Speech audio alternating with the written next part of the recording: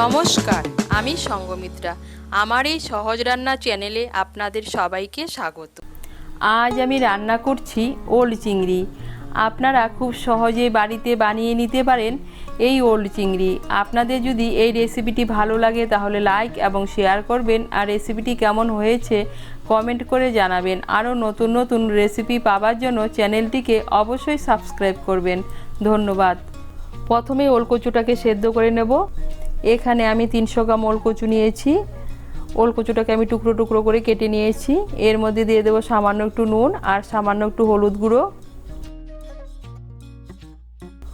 নুন আর হলুদের গুঁড়োটাকে মিশিয়ে নেব। মিশিয়ে নিয়ে ওলকচুটাকে সেদ্ধ করে নেব।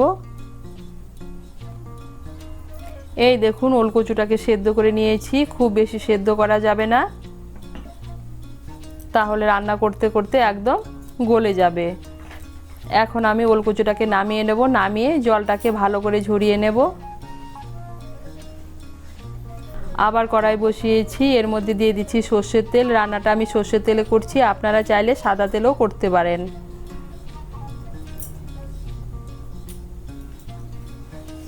তেলটা গরম হয়ে গিয়েছে। এর মধ্যে প্রথমে আলুগুলো ভেজে নেব। এখানে আমি একটা বড় সাইজের আলু নিয়েছি। আলুটাকেও টুকরো করে কেটে নিয়েছি।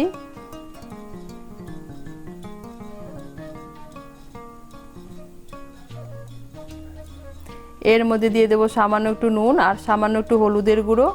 নুন আর হলুদের গুঁড়োটাকে মিশিয়ে নেব। মিশিয়ে নিয়ে আলুগুলোকে হালকা করে ভেজে নেব।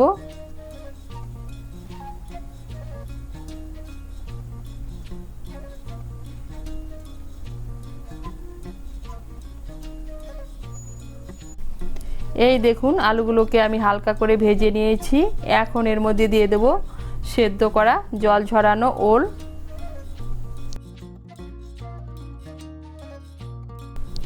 ওলগুলোকে মিশিয়ে নেব। আলুর সঙ্গে মিশিয়ে নিয়ে ওল আর আলুগুলোকে লাল করে ভেজে নেব।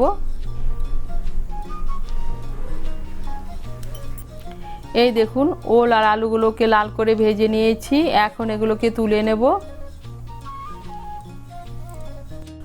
ওল আর আলু ভাজার পর কড়াইতে যে তেল আছে এই তেলের মধ্যে চিংড়ি মাছগুলো ভেজে নেব।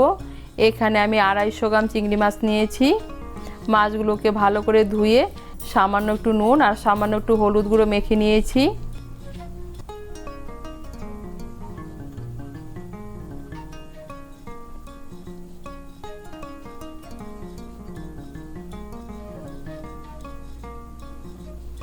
চিংড়ি মাছগুলোকে তেলের সঙ্গে মিশিয়ে নেব। মিশিয়ে নিয়ে হালকা করে ভেজে নেব। এই দেখুন, চিংড়ি মাছগুলোকে হালকা করে ভেজে নিয়েছি। এখন আমি চিংড়ি মাছগুলোকে তুলে নেব। কড়াইতে দিয়ে দিচ্ছি আরও 1 বড় চামচ সর্ষের তেল।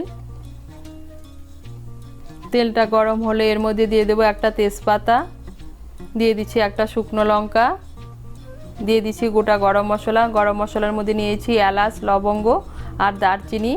এলাচের মুখগুলো একটু ফাটিয়ে দিয়েছি। আর দিয়ে দিচ্ছি হাফ ছোটো চামচ গোটা জিরে।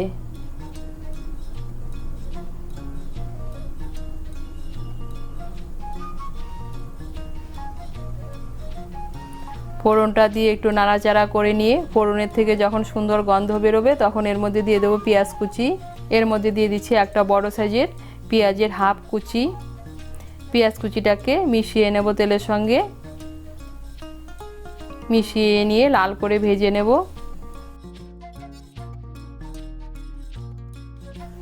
এই দেখুন, পেঁয়াজ কুচিটাকে লাল করে ভেজে নিয়েছি। এখন এর মধ্যে দিয়ে দেবো টমেটো বাটা। এর মধ্যে দিয়ে দিচ্ছি একটা মাঝারি সাইজের টমেটো বাটা।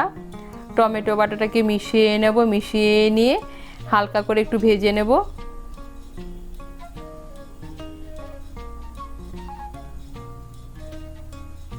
টমেটো বাটাটাকে মিশিয়ে নিয়ে হালকা করে একটু ভেজে নিয়েছি। এখন এর মধ্যে দিয়ে দেবো পেঁয়াজ বাটা। এর মধ্যে দিয়ে দিচ্ছি একটা বড় সাইজের পেঁয়াজের হাফ বাটা।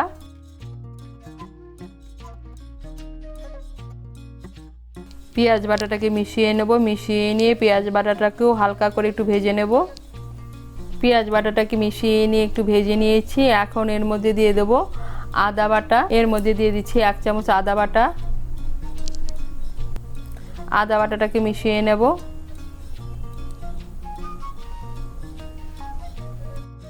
মিশিয়ে নিয়েছি। এখন এর মধ্যে দিয়ে দেবো রসুন বাটা। এর মধ্যে দিয়ে দিচ্ছি 1 চামচ রসুন বাটা। রসুন বাটাটাকেও মিশিয়ে নেব।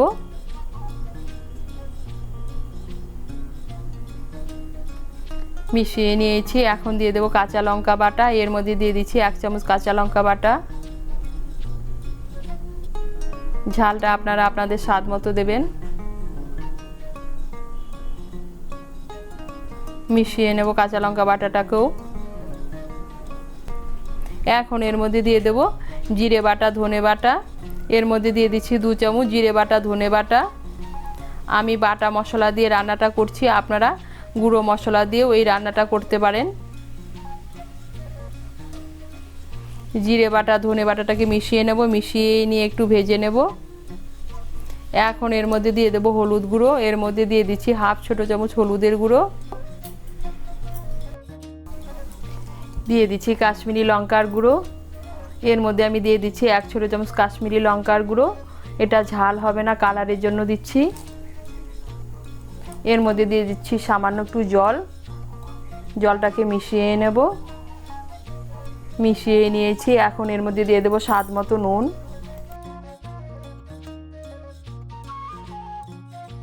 নুনটাকে মিশিয়ে নেব। মিশিয়ে নিয়ে মশলাটাকে ভালো করে কষিয়ে নেব। এই দেখুন মশলাটাকে ভালো করে কষিয়ে নিয়েছি। এখন এর মধ্যে দিয়ে দেব টক দই। এর মধ্যে আমি দিয়ে দিচ্ছি 1 বড় চামচ টক দই। টক দইটাকে ভালো করে ফেটিয়ে নিয়েছি। টক দইটাকে মিশিয়ে নেব। মিশিয়ে নিয়ে মশলাটাকে আবার ভালো করে কষিয়ে নেব।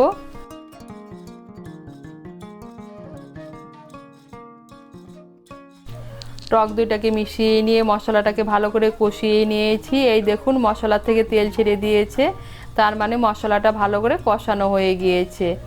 এখন এর মধ্যে দিয়ে দেবো ভেজে রাখা আলু আর ওল। ওল আর আলুটাকে ভালো করে মিশিয়ে নেব। মশলার সঙ্গে মিশিয়ে নিয়ে একটু কষিয়ে নেব।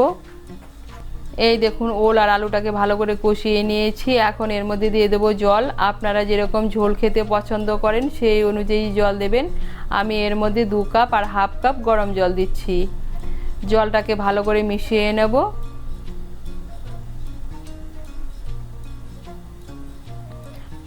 জলটাকে ভালো করে মিশিয়ে নিয়েছি। এখন আঁচটাকে মিডিয়াম করে 10-12 মিনিটের জন্য ঢেকে দেব।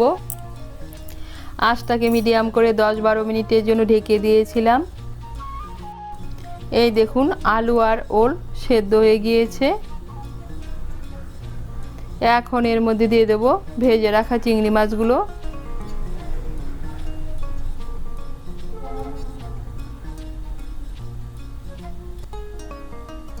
চিংড়ি মাছগুলোকে মিশিয়ে নেব। মিশিয়ে নিয়েছি। এখন এর মধ্যে দিয়ে দেবো চিড়ে রাখা কাঁচা লঙ্কা। দিয়ে দিচ্ছি সামান্য একটু চিনি। চিনিটা অপশনাল, আপনারা যদি পছন্দ না করেন না দিলেও চলবে। আর দিয়ে দিচ্ছি গরম মশলার গুঁড়ো। এর মধ্যে দিয়ে দিচ্ছি 1/4 টিস্পুন গরম মশলার গুঁড়ো।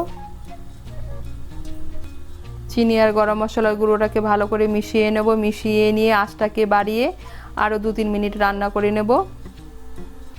আঁচটাকে বাড়িয়ে 3-4 মিনিট রান্না করে নিয়েছি। আর তৈরি হয়ে গেল ওল চিংড়ি। আপনারা এভাবে ওল চিংড়ি বানিয়ে খেয়ে দেখবেন, খেতে কিন্তু অসাধারণ লাগে। তৈরি হয়ে গেল ওল চিংড়ি।